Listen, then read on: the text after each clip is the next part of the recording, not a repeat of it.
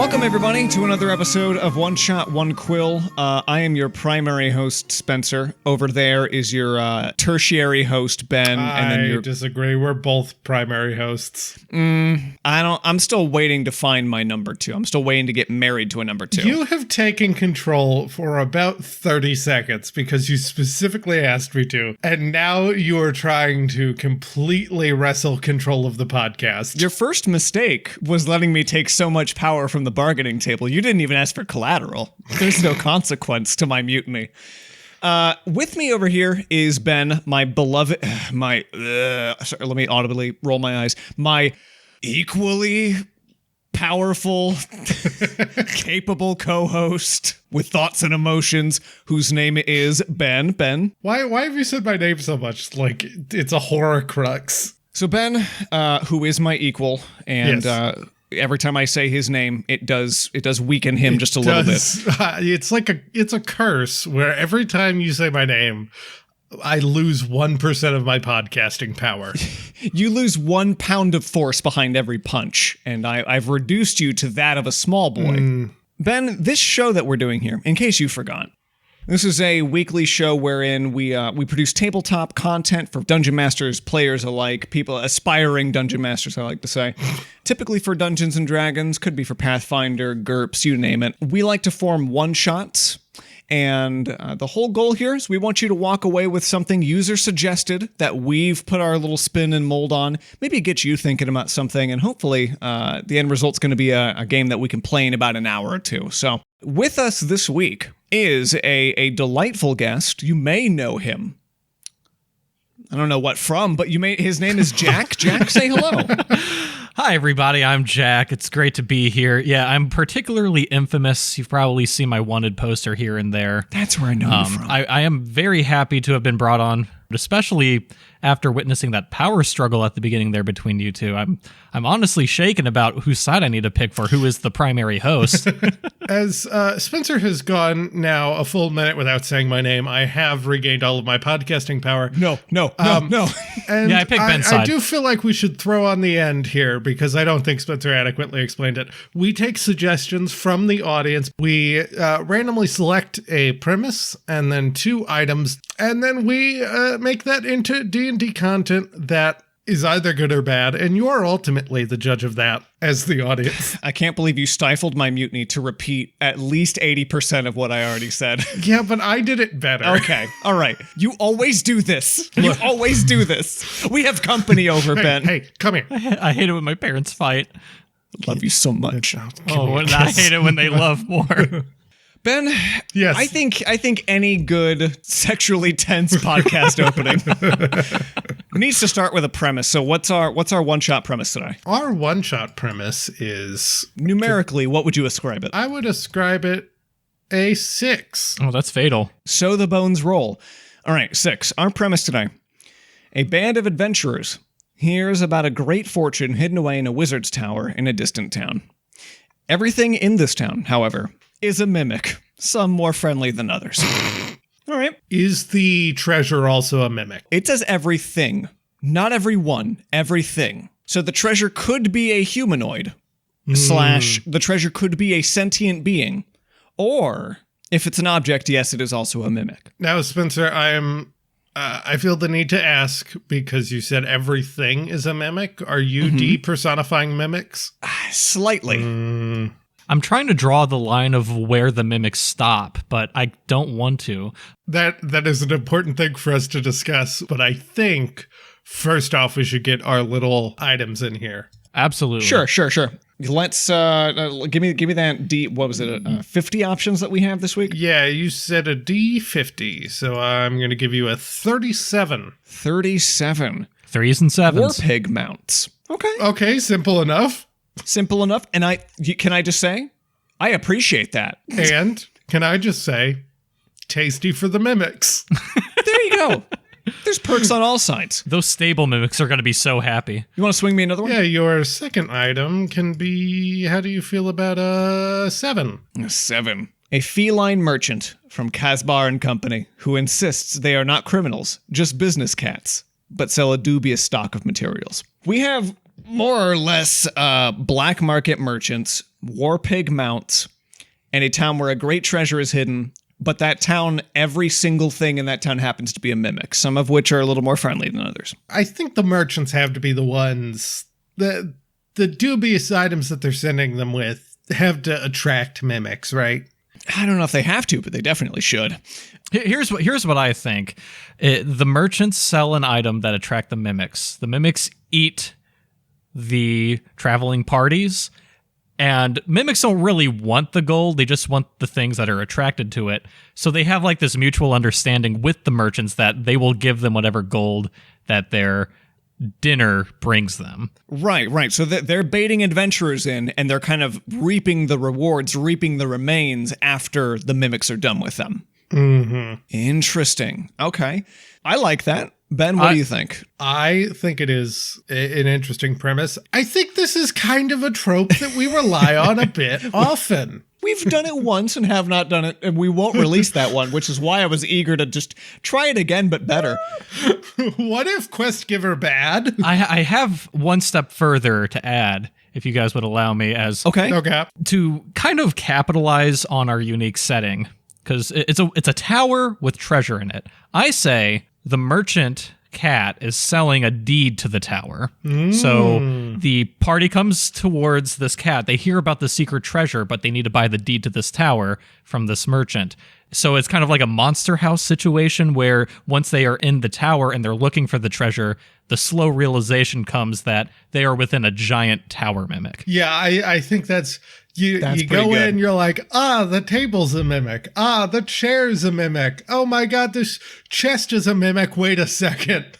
In the interest of doing a quicker one-shot, this definitely helps kind of skip the fluff of a scenario that would require you to go to every location in a town knowing that they're all mimics. If we take the everything's a mimic element and just boil it down to the tower itself and make that the core, make that our death house, so to speak, you know, I think that makes for a great dungeon one-shot. Now, can I suggest what the treasure is? I would like you to. At the very end of this dungeon is an egg, and that egg is in fact a mimic egg. Okay. And so it hatches into a friendly mimic. I think that's rock solid. Who doesn't want a friendly mimic? I'm imagining when the eggshell opens up and is just laying on the floor, it starts to like clap, or it starts to like munch at you. Like the eggshell becomes like a form of teeth and everything. Because everything has to be a mimic.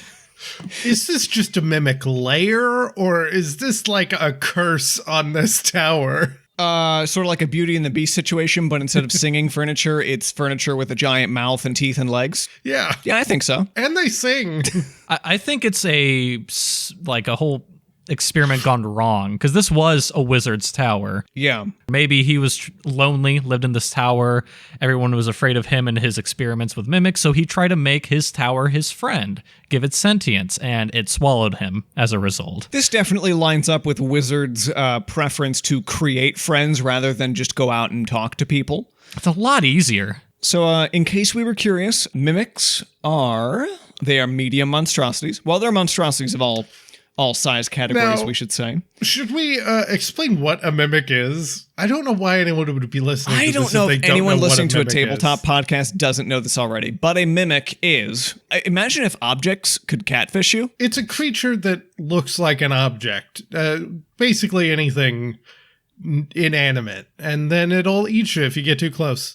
Essentially. Yeah, like a catfish, if it was an object. Oh, what else? Let's see here. It can polymorph into any other object or back to its... So a mimic's not necessarily bound to look like one particular thing. It doesn't have to always be a treasure chest. Doesn't always have to be a table. It could be a tower. They can kind of change on the fly. I think that could be interesting if you were to double back into a room, if it was a completely different room layout every time you went back in. Mimics are also adhesive. I don't know if this plays any role to it, but it adheres to anything that touches it, so... Now that seems like it could be, a thing, a room, one of these puzzle rooms.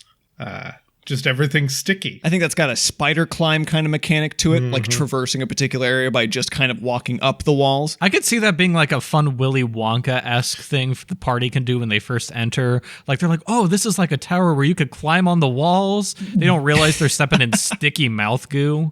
What if every room is devoted to a characteristic of mimics? So by the end of it, if the party's smart, they're like, wait a second, every room has done something that, like, is very mimic related, and then that's when the tower moves. Here's the most recognizable part of a mimic's brand is when it ceases to be a thing and becomes a creature. So I'm wondering how we add that up. Because if I said something sticky, my first thought as a player is, oh no, this place is sticky, we gotta go. Yeah. And then you go back into the other room where all the tables have become more opulent.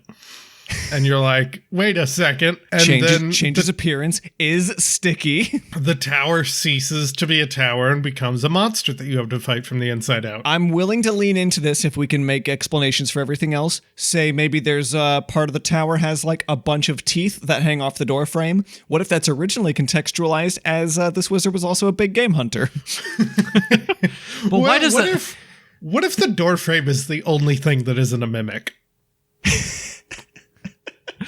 And he is just a big game hunter? Yeah, he's legitimately just a guy with a lot of teeth on his door frame. He was a wizard. He didn't have good decorating sensibilities. That's the tee up. See, you try and make them think they've got it figured out. And then they're like, oh no, that wasn't the answer. And then, oh wait, yes, it was. They threw me off at the beginning. Maybe the tower doesn't come alive until you take the egg.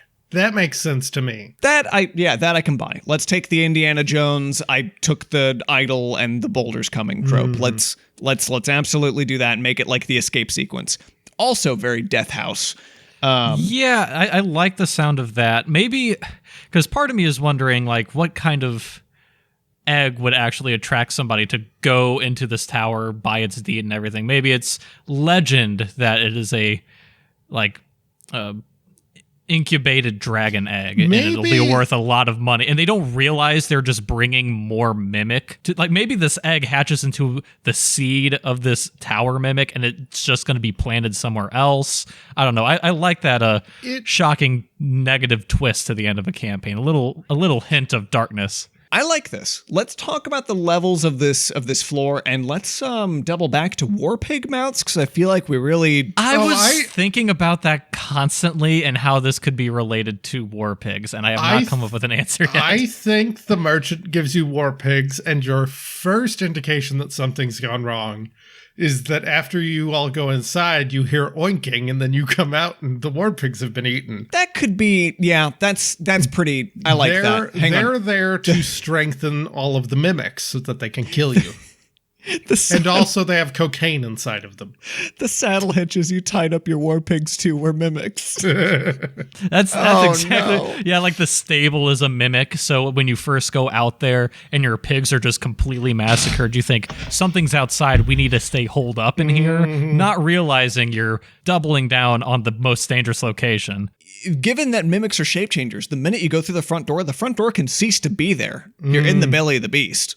That's a good point. So the first room is just a normal room, but when you go in, when the whole party's in, you hear the pigs get eaten. You go back out. Then the second you all step into the tower the second time, the door's gone. Let them explore the tower first and let them get like the sense of the danger isn't the tower right away, because that almost gives them more time to play around with like the adhesive walls and get deep enough in the tower where the mimic feels confident that it has its meal. Because I think if it gets rid of the door right away, that might set off some bad vibes for You're assuming that they're going to think that that's the mimic and not just, the wizard tower being a wizard tower. That's true. I think Jack also has a point, though, in that we got to set up the mimic clues that will only make more sense once the pigs disappear and they think, oh shit, wait a minute, what if everything in this town's a mimic? Make it like a juicy mystery. Something that could be quite interesting would be to run into, if you're like, say, digging through the wizard's library, taking out a town map and realizing that the wizard's tower was the only thing on this map. and that there was no town here ever to begin with. The town has made itself from the wizard tower. It's all just mimics. It's breeding from the tower. It's like the queen mimic. Exactly. Okay, exactly. So the rooms we've got thus far are a map room with a map that only shows the wizard's tower. We've got sticky room. We've got room where everything changes whenever you turn your back. What other rooms are good clues, Spencer? You're the one with the stat block open. Let's see here. Did we touch on the fact that mimics are good grapplers? No, I don't know how that would work. I don't know many rooms that grapple you unless you're at Sky Zone. You know what? I am not opposed to the idea of having a medieval sky room in this giant tower, because wizards have to have fun through like abnormal means. Why not make a grapple room? A Sky Zone for one, because I won't let any of the plebeians into my Sky Zone tower. I'm just imagining Gandalf just swinging around. Whee! Now, can I propose something? Okay. A locked trapdoor into the basement, and in the basement is the ruins of the actual wizard tower that the mimic has replaced. I like that a lot. Ooh, we could have an acid-related floor. You know, you're in the belly of the beast. We got the stomach acid floor. We could recontextualize that on first glance as this appears to be the ruins of a laboratory, the smell of, you know... An experiment went wrong. I like the idea of combining the acid room with the old tower as well. Like it's currently being digested in the acid. So the deeper you go, you start to see shambles of the tower. You're like, well, maybe there was an experiment gone wrong here. But the deeper you go, you realize that this is being completely replaced by whatever you just previously went through. In fact, maybe you walk through a familiar room. Would be like, say, the skylight or like the top with like grand windows and stuff. And you're like, there's certainly no reason to have a windowed subterranean basement. That'd be a pretty big clue. What would you guys propose as the solution to getting to the egg and destroying, say, can you even destroy the tower? Or is this the case where you just gotta kind of survive and get out? I am actually leaning towards the side of you can't kill it at this point. It has become so powerful and has taken over this wizard's entire life's work of whatever spells he's been previously working on that it is too big to fall, at least with the party we have currently. Because if this is a one-off, I'm imagining like this is a young group of explorers just digging through an abandoned tower for like one of their first adventures. I think that unless someone recontextualizes this to where it's like a bunch of 15th level adventurers, then probably the solution is going to be to get out of the tower and run away. Unless, and the only reason I can think of this, the only thing I can think of that would potentially kill the mimic would be if part of the wizard tower that's being digested was indestructible and it contains, say, an explosive or something of that sort. Like, you know, that this is his lead-lined room that he had just, in case something went wrong, I wouldn't destroy the world around me kind of thing. He's got his safe room. And then, the ultimate solution, I think, is you go back with your little baby mimic and you hand it to the merchant, who's probably there. Honestly, he's probably like, the mimic's eating these adventurers. It's time to go and get their stuff. You hand him the axe this baby mimic has now become, and then the baby mimic eats his hand. Or you could keep the mimic for yourself and have a nice friendly companion. It becomes your bag. It's like a demented version of Togepi in Pokemon. All right, Jack, as our guest. Yes. You get first dibs on naming this thing. Oh my god, I love making up titles of stuff, but I'm so on the spot. The tower is not a mimic. A story in one act.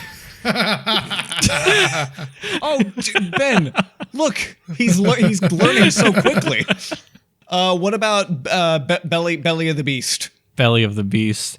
I feel like you could have fun with a very ambiguous title. Just the secret of the tower is almost enough to be like, yeah, you're here for a treasure, but like, that's not the secret. You all know that's not the secret. What about Amnesia, A Machine for Pigs? 2. I like that. What I love about that is, like, imagine if the third Star Wars movie was like The Empire Strikes Back 2. Imagine if the third third Star Wars movie was The Empire Strikes Back 2 and had nothing to do with the first two Star Wars movies. And this one is a Western. They go into the Death Star and they realize it's a mimic. Oh, hey, is it too late to back end a good idea that we just had here? Sure, I don't care. Drop a set of plate mail. A level 1 adventurer is not going to ask who, what, none of the 5 Ws. They don't give a shit. They will take a set of plate mail. Guess what? That's also a mimic. Just have that be revealed at the least opportune when moment. they think they've succeeded, and then your plate mail wearing friend is dead from being eaten. Well, I'm thinking even if you have like a fight with some kind of parasite living in the belly of the tower, like just wait until the least opportune moment. And yeah, you have a bomb 17 AC, but also your armor is eating you. I'm thinking of like that oh shit moment at the very bottom of this tower. You're in the acidic ruins, and as you realize you are within the belly of a beast and the tower is rumbling, that's when the plate mail sinks its teeth into your character. And it's at that moment. And every weapon you've picked up, every piece of treasure you've grabbed so far. That's some good ideas for you to use. You being the listener, not you, Jack. You've got to stay here. Wait a minute. Did we ever find a title? Yeah. Machine for Pigs 2. Machine for Pigs 2. I know it's kind of a silly, like, generic title, but I like Secret of the Tower. It'd be a great one to introduce first-time players to. Just be like, it's like you just explore a tower. It's your first D&D experience. They don't realize that they're walking into literally a giant creature. I think that's a fun way to just mix the dungeon with the creature. Be a good way to introduce people. This is our first dual-named campaign. It's like There and Back Again or The Hobbit. This is The Secret of the Tower or Amnesia Machine for Pigs 2. I think you meant The Hobbit or Return of the King 2. All right, we've gotten so off track here. Spencer, do you want to play us out or should I play us out? I mean, I'll just ask, Jack, is there anything you got to plug right now? Well, Spencer, you and I have a podcast that we haven't really updated regularly in a while, but it's still one that I'm very proud of and I still like to mention whenever I can. It's called Blunderphonics. It is a series where you and I listen to an album with a particularly rocky past when it was being produced. It's very focused on music history, but we definitely have a lot of fun with it. It's mostly a comedy podcast more than it is an actual history podcast. Listener, he does that every week. He tells me the premise of the show, and I swear I don't remember ever doing this. It is usually a moment where I get to listen to a strange, inaccessible piece of music that I hold very dear to my heart, while Spencer is tortured. And in my dreams, I vividly remember this nightmare of a show premise ruining my week more than once. So definitely, if you're like a secondhand masochist, definitely jump into that. Ben, anything you got? For me to plug? Yeah. Or do you just want me to take the outro? I mean, no. do you have anything? Can I have anything? Do you want something? Like $5 if you got it. Okay, yeah, I'll Venmo you. Love you. It's that easy? Oh my God. Dad, can I have $5? No. We need to point out that our theme song is A la Tavera del Guglier by Morgan the Bard, which is probably not how you pronounce that, but I think it's good enough for you to figure it out on your own. I'm never going to try it. Livin' Da Vida Loca. Okay, that was a good warm-up. We want to start recording or what?